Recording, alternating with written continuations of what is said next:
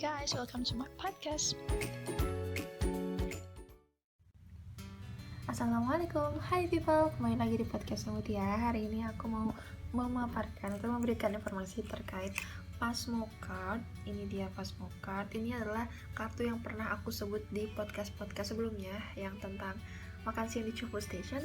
Nah, hari ini aku mau jelasin, mau sharing gimana sih cara yang bikin si Pasmocard ini, terus gunanya buat apa aja, cara pakainya gimana, terus properties lainnya dari si Pasmocard ini.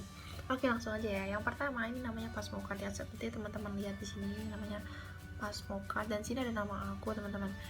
Jadi si kartu Pasmocard ini punya dua varian gitu. Nah, ini cara bikinnya seperti yang udah aku sebelumnya pernah paparkan di podcast yang terakhir. Itu kita bikinnya di stasiun kereta sih. Waktu itu aku bikinnya di stasiun keretanya yang di bawah stasiun bawah tanah itu, yang di Chopu Station juga. Nah, itu kita self service, jadinya kita bikin sendiri pakai alat. Dan cara bikinnya itu sebenarnya nggak terlalu ribet ya. Jadi ada pilihan untuk pakai bahasa Inggris sama pakai bahasa Jepang kalau nggak salah si mesinnya itu. Waktu itu aku pilihnya pakai bahasa Inggris karena aku nggak bisa bahasa Jepang. Nah, waktu itu kan aku bikinnya sama profesor aku ya, dikasih tahu cara bikinnya kayak apa gitu. Nah, di sana itu kita tinggal isi data-data yang diperlukan sama si kartu ini. Jadi salah satunya itu yang paling penting itu adalah si nomor handphone. Jadi kalau misalnya kita masukin atau kita input nomor handphone kita untuk bikin si Pasmocard ini tuh kayak kalau misalnya hilang bisa dilacak gitu loh.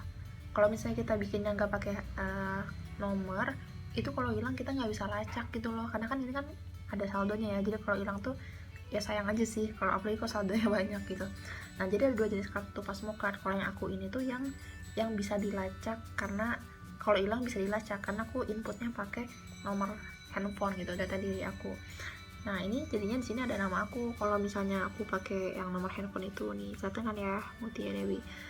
Nah, si kartu Pasmocard ini gunanya tuh banyak banget ya. Gunanya tuh banyak nggak ya? Ya lumayan lah.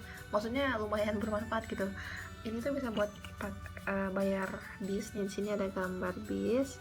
Terus di sini ada gambar kereta ya, kereta. Jadi ini buat bayar atau buat bertransaksi secara cashless di bis sama di kereta. Jadi bentuknya kayak gini.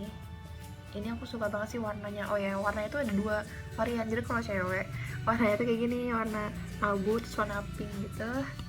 Kalau yang cowok tuh kalau nggak salah biru ya. Kalau nggak salah, aku pernah lihat sih yang orang lain itu warna biru kalau nggak salah. Nah, ini penampilan belakang ini kayak gini. Ini bahasa Jepang semua sih, aku nggak ngerti juga ya cara bacanya. Aku juga udah lupa sih, meskipun dulu aku belajar bahasa Jepang atau ke SMA dan aku suka banget bahasa Jepang. Tapi karena nggak pernah dipakai dan udah bertahun-tahun nggak pernah baca tulisan Jepang, jadi aku nggak inget nih, paling cuma ingat beberapa huruf-hurufnya doang. Nah, ini belakangnya kayak gini. Ini ada kayak, mungkin ini kayak semacam identity-nya gitu ya si kartu Pasmo ini. Nah, oh ya, terus aku juga mau kasih tahu, waktu kemarin itu kan aku sempat bilang bahwa profesor aku itu ngasih aku informasi pribadinya itu yang data handphone tadi. Jadi sebenarnya aku pernah bilang di podcast yang udah agak lama sih, aku pernah bilang ketika aku nyampe bandara tuh aku beli nomor Jepang waktu itu supaya aku bisa punya internet gitu kan, bisa ngemaketin data lah. Nah, meskipun aku udah punya data HP udah punya nomor handphone aku yang di Jepang, tapi pada saat itu profesor aku tuh bilangnya udah pakai nomor saya aja katanya gitu. Yang aku bilang kayak profesor aku tuh kayak nge-treat aku kayak anaknya gitu loh. Tapi ya senang sih, alhamdulillah, karena baiknya tuh baik banget. Nah, terus ketika kita udah ngisi data diri, kita tuh langsung masukin ke mesinnya itu si uang saldonya. Jadi kita masukin uang kita ke sana, itu terserah kita mau, tapi ada pilihannya kalau nggak salah, ada yang berapa yen gitu, ada yang berapa ratus yen, ada yang berapa ribu yen. Waktu itu aku pernah ngisinya tuh sekalinya itu 5.000 ya kalau nggak salah, lumayan banyak sih 5.000 ya. Dan ini masih ada saldonya, sementara masih ada sekitar 2.000 yen lagi. Jadi ya mudah-mudahan aku kesana lagi. Amin. Nah, jadi cara ngisinya itu yang pertama ngisi data diri dulu gitu, yang masukin nomor handphone, terus kita masukin si uang kita ke slotnya gitu, ada kayak ATM gitulah. Jadi kita bisa masukin, kita drop uang kita di sana, nanti dia akan otomatis narik dan udah masuk ke sini si saldonya itu. Nah, terus ini tuh buat apa aja. Jadi ini yang pertama bisa buat untuk tadi ya, untuk bayar di bis sama di kereta. Terus ini juga bisa dipakai untuk bayar belanja gitu, bayar belanjaan kita di minimarket tertentu. Waktu itu aku sih bisanya di Lawson sama Family Mart ya. Lawson sama Family Mart ini bisa jadi kayak debit card gitu, enak sih. tinggal tap dong. Jadi cara kerjanya tinggal di tap aja kayak kartu biasa gitu.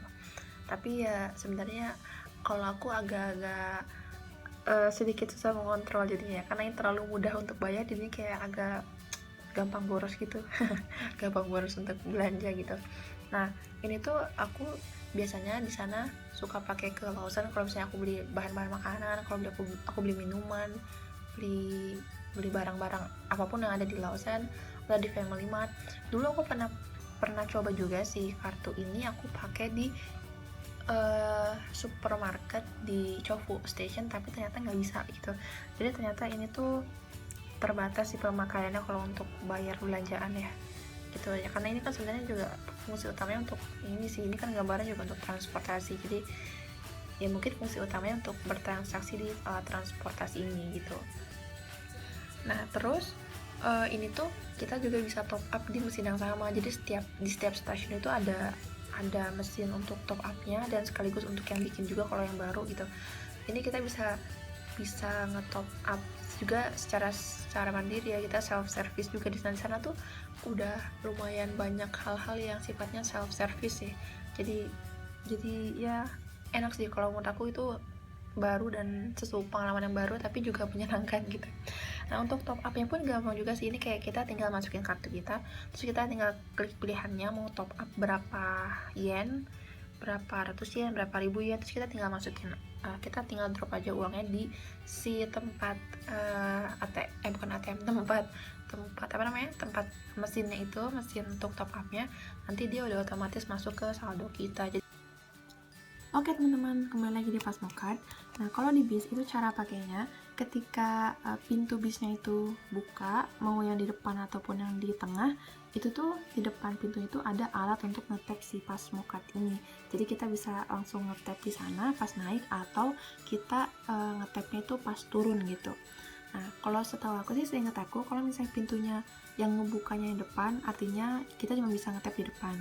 Kalau misalnya yang membuka pintunya itu di tengah dan di depan, kita bisa nge-tap di salah satu dari dua pintu itu gitu. Nah, terus kalau misalnya di kereta itu kita kan biasanya kalau di stasiun itu ada gate-gate-nya gitu ya. Jadi pas kita masuk ke gate-nya itu ada detektor ini juga untuk si Pasmocard, terus kita tap di sana. Nah, di sana itu ada monitornya gitu, ada layarnya yang ngasih tahu saldo kita tuh berapa gitu. Nah, terus ketika kita misalnya udah naik keretanya, nanti kita turun di stasiun mana gitu. Ketika kita keluar gate-nya itu juga kita harus nge-tap lagi, dan di sana juga kita bisa lihat ketika kita nge-tap di monitornya itu kita bisa lihat saldo kita berapa lagi, dan harga dari tarif si keretanya itu berapa gitu. Jadi kita bisa tahu di sana. Di dalam si stasiunnya juga banyak tempat untuk nge-top up-nya, banyak mesin untuk nge-top up-nya. Jadi kalau misalnya kita ternyata saldonya kurang, kita bisa top up dulu sebelum keluar gitu.